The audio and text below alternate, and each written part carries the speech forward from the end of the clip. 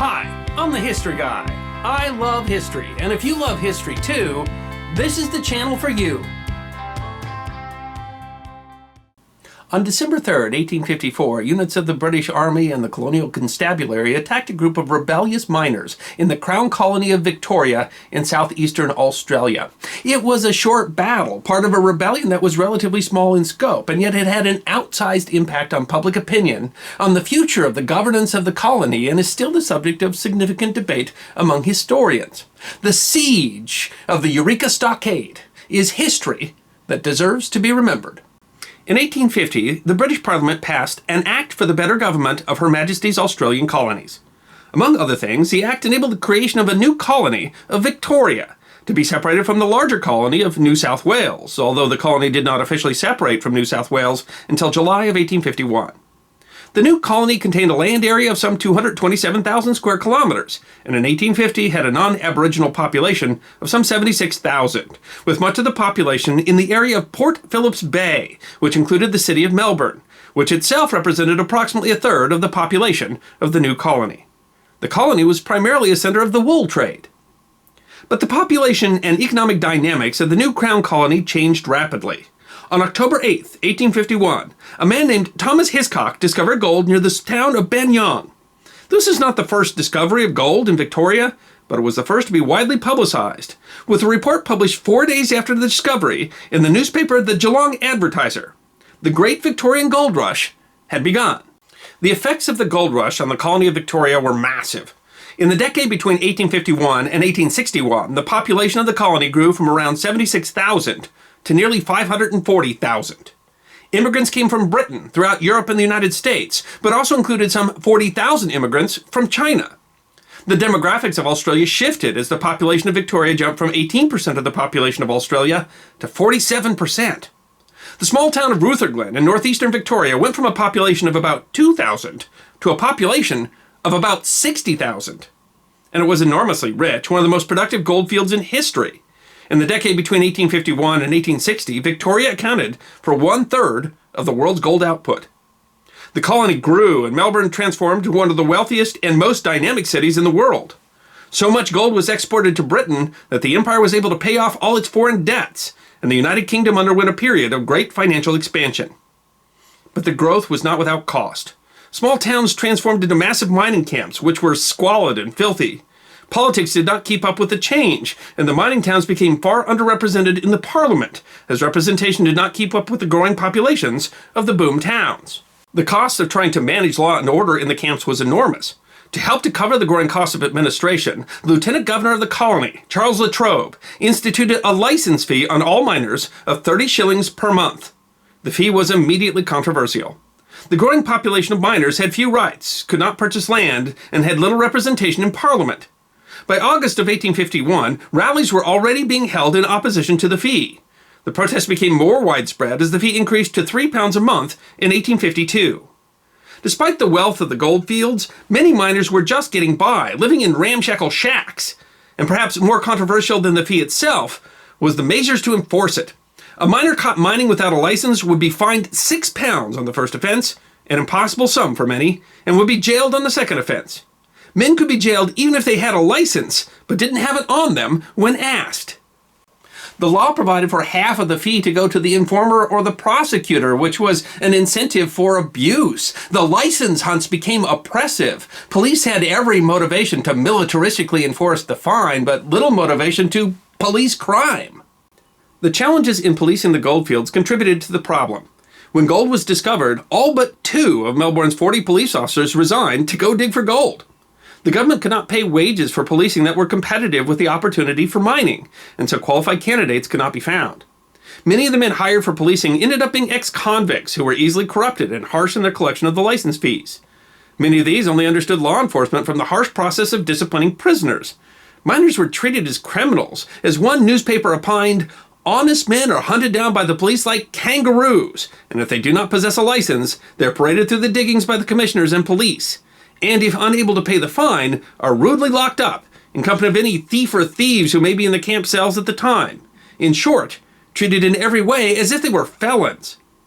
A change in the Goldfields Act in 1853 further loosened restrictions on when police could demand licenses, and people who weren't even working were subject to the fine. Resistance in the minefields became more organized. An anti-gold license association in Bendigo presented Governor Latrobe with a petition in 1853 signed by 23,000 miners. Latrobe promised reforms but could not get them passed by the Legislative Council. The more organized reform movement then shifted the government policing focus to try to check movements for reform, which were seen as a sort of rebellion. Policing was now a matter of building a force that could outgun rebellious miners. The accord between law enforcement and law-abiding citizens required for orderly governance was missing. The distrust was underscored in October of 1854 when a miner by the name of James Scobie was murdered, and the man who was accused of the crime, a hotel proprietor named James Bentley, was acquitted by what the miners perceived to be a corrupt magistrate. Miners, furious at having to pay the license fee but perceiving themselves to receive no justice in return, rioted and burned Bentley's hotel. And it only inflamed the situation more when some miners were arrested for the arson. In November of 1854, more than 10,000 miners met and formed the Ballarat Reform League. Interestingly, the League made grievances beyond the license tax and Scobie murder, but represented the main grievances of the British Chartist movement, a working-class movement dedicated to political and land reform. They presented a set of demands to Charles Hotham, who had replaced Latrobe as lieutenant governor of the colony. In response, Hotham created a royal commission on goldfield problems and grievances. But events were already spinning out of control, and Hotham and his commission were caught between the desire for a political solution and the imperative that they assert authority and not give in to a rabble. In fact, the commissioner, a man named Robert Reid, was already increasing the police presence, and reinforcements had been brought up from Melbourne. On November 28th, a group of those reinforcements moving towards Ballarat was attacked by a group of angry diggers, and several were injured. Attempts to collect licenses on November 30th resulted in a riot, and the officers required military support in order to extricate themselves from the mob. The Reform League then sent a demand to Hotham that he release all the miners who had been arrested, but Hotham felt that he could not give in to demands from a mob. The diggers became more and more convinced that they could not negotiate with Hotham and Reid, and more militant voices started taking over the movement. The miners built a stockade, a ramshackle collection of overturned wagons and timber surrounding about an acre of goldfield, in an area of Ballarat called Eureka. The Eureka Stockade flew a blue flag showing the constellation of the Southern Cross, a constellation still represented on the flag of Australia. But Reid had been collecting troops, including not just police, but troops of the British Army from the 12th and 40th Regiments of Foot. That Saturday night, many men left the stockade, assuming the British forces would not attack on a Sunday. Less than 200 men were in the stockade when, at 3 a.m. on Sunday, December 3rd, Reid's troops attacked. The battle was short, as the miners were no match for Army troops. While resistance collapsed almost immediately, the troops continued to attack. Women from the town and even some of the officers tried to stop the killing, but in the end, between 20 and 60 of the defenders of Eureka Stockade were killed, and another 120 arrested. Reid declared martial law, and armed resistance in the colony collapsed. But while Reid won the battle, he and Hotham were almost instantly losing the public's support. The initial newspaper reports were sympathetic to the diggers' cause. While almost any government would have responded to the building of the stockade, it was portrayed as heavy-handed repression of people with legitimate grievances. Thousands protested in Melbourne. The opinion of the public had shifted. While one newspaper editor served 3 months for the charge of sedition, all of the 13 diggers who were eventually tried for charges related to the Eureka Rebellion were acquitted in court. As one historian noted, no jury could be found willing to convict those arrested. The acquittals were celebrated in the streets of Melbourne. Fearing public backlash, Hotham sought cover from his commission, whose report was sympathetic to the miners and heavily criticized government actions in the gold fields. While the commission had been moving slowly, the public response to the battle of the Eureka Stockade hastened both the commission's report and the political will to act upon it. A lesser-discussed dynamic of the Digger Rebellion was the opposition to Chinese immigration, which was seen as a threat by the diggers. Restricting Chinese immigration was one of the recommendations of the Commission, and would be a driver in the creation of a series of laws regarding immigration that at the start of the 20th century would come to be known as the White Australian Policy. As a result of the Commission's report, the miners' licenses were repealed and a much more affordable miner's right, which only cost 5 shillings a year, was created. In addition, miners were given the right to purchase land and greater representation in Parliament, where 8 more elected positions were created. Moreover, the results of the commission eventually resulted in universal male suffrage in Victoria Colony, and thus some people see the Eureka Rebellion as the birthplace of democracy in Australia.